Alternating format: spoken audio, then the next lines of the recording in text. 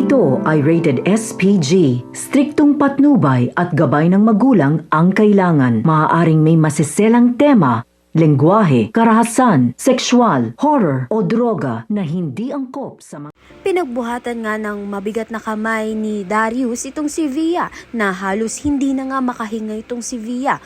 Kaya naman nga't maabutan pa nga kaya ni Rosel na buhay itong si Via dahil hindi nga mapigilan ni Melania itong si Darius na sakalin nga itong si Via. Sa kabilang banda naman nga, hindi pa rin nga mabuti ang ugnayan nito ni Chris at ni Belle dahil masama pa rin nga ang loob nito ni Belle nang magsinungaling nga sa kanya ang kanyang ama sa matagal na panahon.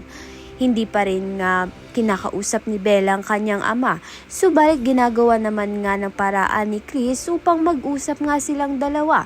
Samantalang nakita naman nga ni Tyrone kung paano tratuhin ni Belle itong ama niya na si Chris na dapat hindi nga raw ganun ang ginagawa nito ni Belle.